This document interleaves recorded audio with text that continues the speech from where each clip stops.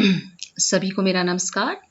आज हम लोग एक नए टॉपिक पर बात करने के लिए इकट्ठा हुए हैं। आज मैं एक नए टॉपिक पर बात करने जा रही हूँ, वो है मास्टरी लर्निंग। ओके, ये एजुकेशनल टेक्नोलॉजी के सिलेबस में आता है मास्टरी लर्निंग का कंसेप्ट। और मास्टरी लर्निंग को हम लोग ब्लूम से जोड़ते हैं। जनरली हम लोग ब्लूम साहब को टेक्सोनॉमी ऑफ एजुकेशनल ऑब्जेक्टिव्स के रूप में ही जानते हैं, पर ब्लूम साहब का ही ये कंसेप्ट मास्टरी लर्निंग भी आता है। तो शुरू करते हैं इसको। सबसे पहले जाने इसकी हिस्ट्री।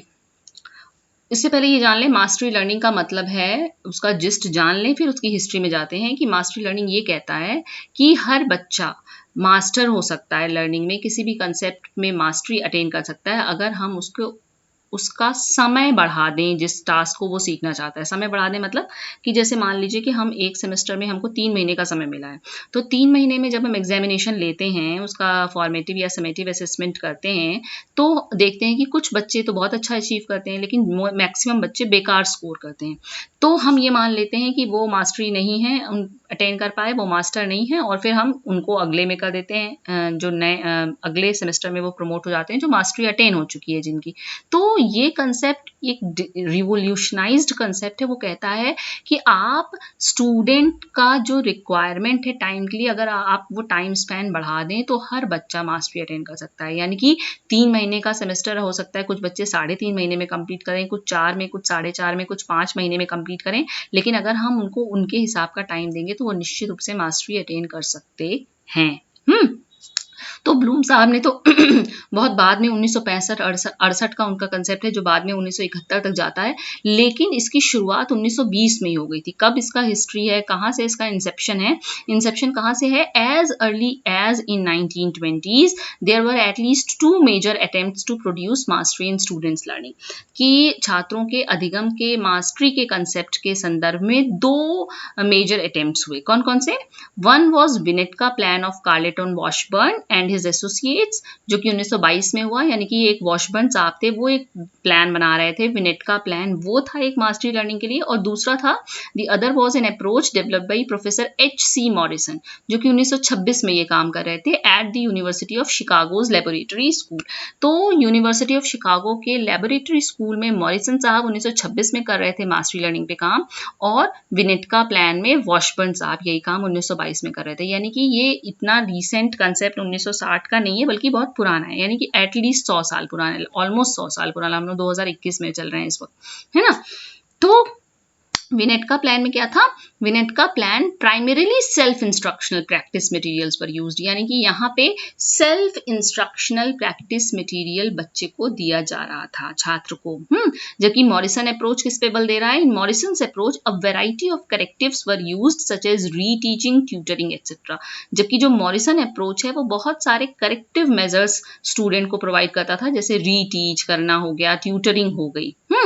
फिर जब ये 1920 से कंसेप्ट चल रहा है, तो 1950-60 तक क्यों ये डॉर्मेंट अवस्था में चला गया? क्यों? Because of lack of technological advancements. फिर जब 1960 में प्रोग्राम्ड इंस्ट्रक्शन उदय होता है, उसका अभ्युदय होता है, तो उसी के साथ साथ ये मास्टरी लर्निंग भी फिर रिवाइव कर जाता है। ओके, तो ब्लूम साहब से पहुंचने से पहले एक बीच में कैरोल का भी लर्निंग मॉडल आता है, जिसको जानना जरूरी है, और ब्लूम साहब इसी पर आधारित अपना मॉडल उन्होंने बनाया है, जॉन बी कैरोल के मॉडल्स ऑफ स्कूल लर्निंग पे। जॉन बी कैरोल क्या कह रहे हैं? इन्होंने बहुत सारी रिसर्चेस की और पाया एक्सपेरिमेंट्स में कि जो स्टूडेंट की एबिलिटी है, a students ability is based on more than just their aptitude. वो कहते हैं कि छात्र की योग्यता सिर्फ उसके एप्टीट्यूड पर निर्भर नहीं करती। बहुत सारे और भी कंस्ट्रक्ट्स हैं, बहुत सारे और भी कंडीशंस हैं जो उसकी योग्यता को निर्धारित करते हैं। और क्या कह रहे हैं कैरोल? कैरोल कह रहे हैं कि कैरोल डिफाइंड एप्टीट्यूड, वो एप्टीट्यूड को कैसे परिभाषित कर रहे हैं?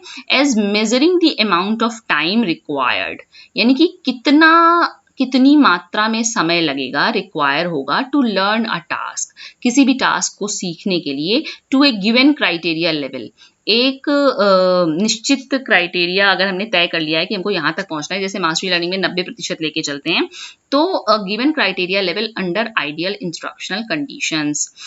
यदि आदर्श अनुदेशनात्मक दशाएं ली जाएं, तो किसी पर्टिकुलर टास्क को एक गिवन क्राइटेरिया तक सीखने के लिए जितना अमाउंट ऑफ टाइम लगेगा, उसी को वो कह रहे हैं क्या? एप्टीट्यूड। फिर वो कहते हैं कि if the student was not allowed enough time, यदि हम बच्चे को उचित समय नहीं देते, पर्याप्त समय नहीं की अनुमति नहीं देते, हम कहते हैं नहीं यही लास्ट डेट है, तो सब बच्चों के लिए वो लास्ट डेट नहीं होती ना, किसी के लिए वो कम होती है, किसी के लिए ज्यादा होती है, और बहुत ही वेरी फ्यू के लिए वो ऑब्वियसली ऑप्टिमम होती है।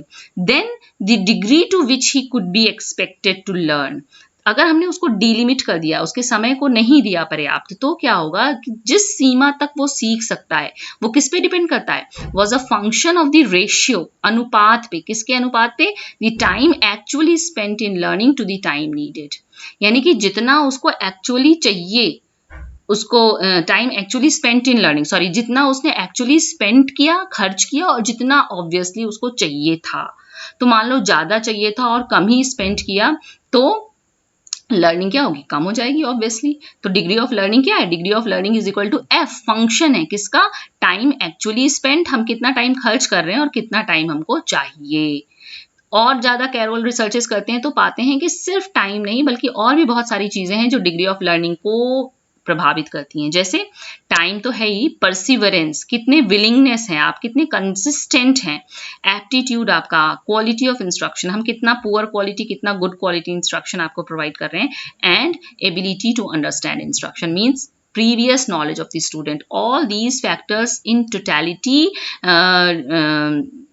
depend upon the learning of the students, या इम्फेसाइज या कंट्रोल करते हैं लर्निंग को, इतने फैक्टर्स। ओके, सॉरी लाइट चली गई है, हाँ बहुत गर्मी है। There were two main implementations of mastery learning, वो कह रहे हैं कि दो मुख्य धाराएं चल रही हैं, इम्प्लीमेंटेशन चल रहे हैं मास्टरी लर्निंग के। कौन से, ब्लूम्स का एक आता है 1968 में, ब्लूम साहब ने पहले इसका नाम दिया था लर्निंग फॉर मास्टरी, LFM, लेकिन बाद में इसी को थोड़ा सिंप्लीफाई करने के लिए इन्होंने कर दिया later shortening to its name simply mastery learning, 1971 में कर देते हैं वो। और केलर साहब का प्लान चल रहा था पर्सनलाइज्ड सिस्टम ऑफ इंस्ट्रक्शन, जिसको PSI भी कहते हैं, ये कब चल रहा है, 1968 में। ठीक है, तो केलर का personalised system of instruction mastery learning के पैरेलली चल रहा है और बहुत हद तक ही मास्टरी लर्निंग को ही फॉलो करता है। कैसे कि हम पर्सनलाइज्ड सिस्टम ऑफ इंस्ट्रक्शन दे रहे हैं, यानी कि व्यक्ति के हिसाब से दे रहे हैं, तो ऑब्वियसली वो बेटर अचीव करेगा as comparison to normal classroom teaching learning. तो ब्लूम क्या कह रहे हैं, ब्लूम आर्ग्यूड, वो ये तर्क देते हैं that if students were normally distributed with respect to aptitude for a subject, यानी किसी विषय विशेष के लिए अगर हम छात्रों को उनके एप्टीट्यूड के हिसाब से नॉर्मली डिस्ट्रीब्यूट करें तो क्या होगा, and if they were provided uniform instruction in terms of quality and learning time, और इंस्ट्रक्शन हम उनको लर्निंग टाइम और क्वालिटी के संदर्भ में यूनिफॉर्म दे रहे हैं, यानी कि बच्चे तो नॉर्मली डिस्ट्रीब्यूटेड, यानी कि कुछ बिलो एवरेज हैं, कुछ एवरेज हैं और कुछ अबव एवरेज हैं, लेकिन हमने उनको इंस्ट्रक्शन क्या दिया, एक समान दिया, तो क्या होगा, then achievement at the subjects completion would be normally distributed, तो जो उसकी उपलब्धि का स्तर आएगा, जो उसकी उपलब्धि निकल कर आएगी वो भी नॉर्मली डिस्ट्रीब्यूटेड होगी, यानी कि मोस्टली जो छात्र हैं वो एवरेज परफॉर्मेंस देंगे, वेरी फ्यू अबव एवरेज देंगे और वेरी फ्यू लेस एवरेज मतलब बिलो एवरेज देंगे। ओके, ये उन्होंने तर्क दिया। फिर वो क्या कहते हैं कि if students were normally distributed on aptitude, ठीक है, ये यहाँ तक तो ठीक है, ये यहाँ भी नॉर्मली डिस्ट्रीब्यूट था और यहाँ भी नॉर्मली डिस्ट्रीब्यूटेड, लेकिन but each learner received optimal quality of instruction, लेकिन यहाँ पे क्या हो रहा है नीचे वाली दशा में कि हम उसके हिसाब से उसको इंस्ट्रक्शन दे रहे हैं एंड द लर्निंग टाइम, और समय भी दे रहे हैं, तो क्या होगा, then a majority of students could be attain mastery, तो मैक्सिमम नंबर ऑफ स्टूडेंट्स जो हैं वो मास्टरी अटेन कर सकते हैं। ये ब्लूम साहब का कंसेप्ट है मास्टरी लर्निंग के पीछे। और क्या कह रहे हैं वो, ये कह रहे हैं कि ब्लूम साहब का मॉडल जो है वो कैसे पिछले मॉडल से बेहतर है, कह रहे हैं दो खास बातें हैं इनके पास। Bloom's model has advancement over prestigious strategies in 2 ways, दो मुख्य बातें कौन कौन सी, फीडबैक इंस्ट्रूमेंट्स पर मच इंप्रूव्ड, क्योंकि यहाँ पे आते आते जो फीडबैक के इंस्ट्रूमेंट है वो बहुत इंप्रूव हो गए क्योंकि हम टेक्नोलॉजिकली अपग्रेड कर गए, and greater variety of instructional correctives, और इंस्ट्रक्शनल करेक्टिव्स की भी बहुत सारी वेराइटी आ गई जो कि पहले नहीं थी, इसलिए ब्लूम का मॉडल जो है वो कैरोल से, बिनेट का प्लान से, मॉरिसन के मॉडल से बेहतर है। ओके, फिर कह रहे हैं कि बेंजामिन ब्लूम क्या विश्वास करते थे, वो ये विश्वास करते थे that mastery learning should use, उसको जरूर यूज करना चाहिए, क्या क्या, differentiated and individualised instruction, progress monitoring formative assessment, feedback, corrective procedures and instructional alignment. मतलब व्यक्ति के हिसाब से विभिन्नीकृत, विभेदीकृत और वैयक्तिकृत अनुदेशन, मॉनिटरिंग उसकी प्रोग्रेस की, फॉर्मेटिव असेसमेंट, फीडबैक, उसको प्रतिपुष्टि दी जाए, थोड़ी थोड़ी देर पर उसका असेसमेंट किया जाए, करेक्टिव प्रोसीजर्स, अगर वो गलत होता है तो उसको करेक्शन प्रोवाइड किया जाए, एंड इंस्ट्रक्शनल अलाइनमेंट। ये सब कुछ मास्टरी लर्निंग में होना चाहिए। फिर the goal of all of these instructional strategies is to, ये जो इंस्ट्रक्शनल स्ट्रेटेजीज का गोल क्या होगा, टू इनकरेज दी स्टूडेंट्स, यानी कि हम छात्र को प्रोत्साहित कर सकें इन क्लासरूम में, to achieve the learning objectives, जिससे कि वो अधिगम के उद्देश्यों को प्राप्त कर सके। ओके फिर mastery learning was developed as a way for teachers to provide higher quality and more appropriate instructions for their students. यानी कि अधिगम में दक्षता का ये मॉडल जो विकसित हुआ वो क्या था कि एक तरीका था शिक्षक के लिए, जिससे कि वो बहुत अच्छी क्वालिटी का इंस्ट्रक्शन दे सकता है और एप्रोप्रिएट इंस्ट्रक्शन दे सकता है अपने विद्यार्थियों को। Okay then elements of mastery learning. अगर हम मास्टरी लर्निंग के एलिमेंट्स की बात करें तो ये हमको एक मॉडल मिलता है गस्की का 2010 में। वो बताते हैं कि ये 6 एलिमेंट्स तो जरूर होने चाहिए। जैसे प्री असेसमेंट, जब छात्र एंटर करेगा, हम उसको मास्टरी लर्निंग के थ्रू पढ़ाने जा रहे हैं तो हमको उसका प्रीवियस नॉलेज का लेवल पता होना चाहिए। फिर ग्रुप बेस्ड इनिशियल इंस्ट्रक्शन, कि हम उसको समूह आधारित प्राथमिक अनुदेशन देंगे। रेगुलर फॉर्मेटिव असेसमेंट उसका करेंगे, करेक्टिव इंस्ट्रक्शन उसको प्रोवाइड करेंगे, पैरेलल फॉर्मेटिव असेसमेंट्स भी चलेंगे ये चेक करने के लिए कि जो हम उसको करेक्टिव इंस्ट्रक्शन दे रहे हैं वो उचित है या नहीं, और इनरिचमेंट एक्टिविटीज। तो इनरिचमेंट एक्टिविटीज किनको देंगे, to those learners who have mastered the material, उनको जो मास्टर कर चुके हैं मटेरियल को और उनको करेक्टिव मेजर्स की जरूरत नहीं है, उनको तो हम इनरिचमेंट एक्टिविटीज देते हैं। और इनरिचमेंट एक्टिविटीज में देते क्या है, academic games, various multimedia projects and peer discussion etcetera.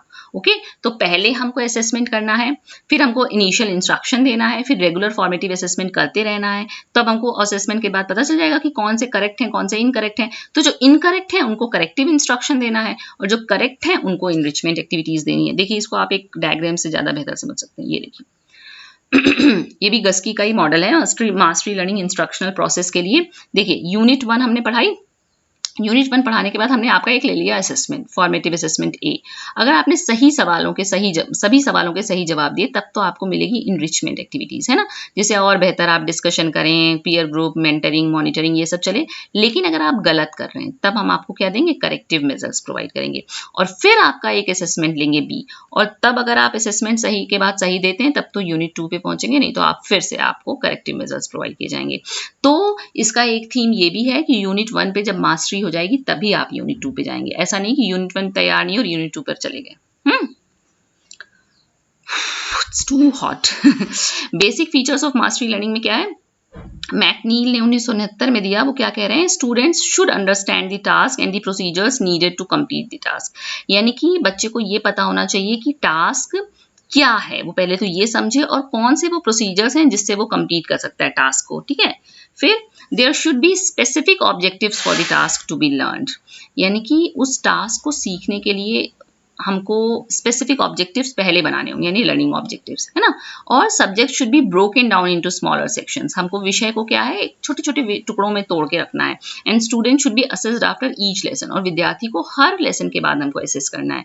फिर teachers should provide students with feedback after each assessment, और हमको विद्यार्थी को हर असेसमेंट के बाद फीडबैक देना है। फिर teachers should give students additional time to learn when they need it, अगर उनको आवश्यकता है तो हमको उनको एडिशनल टाइम भी देना है। फिर teachers could provide alternative learning opportunities if necessary, अगर आवश्यकता पड़ी तो हमको उनके ऑल्टरनेट्स भी प्रदान करने हैं लर्निंग अपॉर्चुनिटीज के।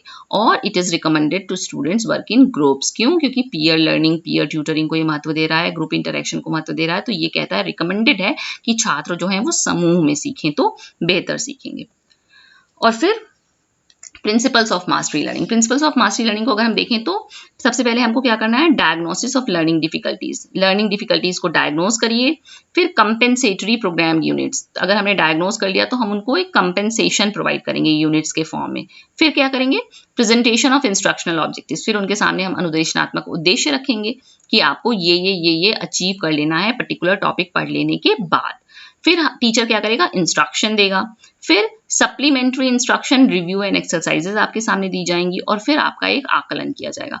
आकलन करने के बाद आपको फिर से हम प्रोग्राम्ड यूनिट्स देंगे और अगर आप सही हैं तो आपको इनरिचमेंट एक्टिविटीज दी जाएंगी और फिर आप स्मॉल ग्रुप स्टडी करिए और फिर लास्ट में आपका एक समेटिव टेस्ट कर लेंगे, योगात्मक मूल्यांकन, जो कि ये बताएगा कि आप अगली कक्षा में जाने के उपयुक्त हैं या नहीं। और इन बिटवीन जो इंस्ट्रक्शन, जो इवेल्युएशन चलते रहते हैं, टेस्ट चलते रहते हैं, वो सारे क्या है, फॉर्मेटिव। तो पहले डायग्नोसिस है, फिर कंपेंसेशन है, फिर ऑब्जेक्टिव्स, फिर इंस्ट्रक्शन, फिर supplementary instruction, then formative test, फिर इनरिचमेंट एक्टिविटीज और फिर ग्रुप स्टडी और लास्ट में समेटिव टेस्ट। ओके, और लास्ट में कंक्लूजन क्या कह रहा है कि Bloom offers a powerful new approach to students learning which can provide almost all students with the successful and rewarding learning experiences not allowed to only a few। यानी एक बहुत पावरफुल एक नई अप्रोच देता है स्टूडेंट लर्निंग के लिए, जो ये कहता है कि सभी बच्चे, almost all students with the successful and rewarding learning experiences, हम उनको सफल और एकदम रिवॉर्डिंग एक्सपीरियंस प्रोवाइड कर सकें, न कि केवल कुछ बच्चों को। और mastery learning produces markedly greater student interest in and attitude toward the subject matter than usual classroom methods. और निश्चित बात है कि अगर हम इतना हर बच्चे के हिसाब से चलेंगे, उसको करेक्टिव मेजर्स प्रोवाइड करेंगे, एकदम डिफरेंशिएटेड इंस्ट्रक्शन देंगे, तो उसका इंटरेस्ट और एटीट्यूड, एप्टीट्यूड सब सब्जेक्ट मैटर के प्रति हो जाएगा और वो बेहतर सीखेगा अगर हम तुलना करें कि नॉर्मल क्लासरूम मेथड के हिसाब से। क्यों? क्योंकि नॉर्मल क्लासरूम मेथड में तो यूनिफॉर्म इंस्ट्रक्शनल मेथड प्रोवाइड किए जा रहे हैं और जबकि बच्चा खुद ही वेरी कर रहा है, किसमें, इंटेलिजेंस में, प्रीवियस नॉलेज में, एबिलिटी में, एटीट्यूड में, एप्टीट्यूड में, तो हमको उसके इंस्ट्रक्शन का टाइम जो है वो उसके अकॉर्डिंग कर लें तो हर बच्चा मास्टरी अटेन कर सकता है। यही इसका कंसेप्ट है। ओके, तो वीडियो रिकॉर्ड करते ही, शुरू करते ही लाइट चली गई, ये बड़ा गड़बड़ हो गया, but I have completed it. Okay, thank you, done.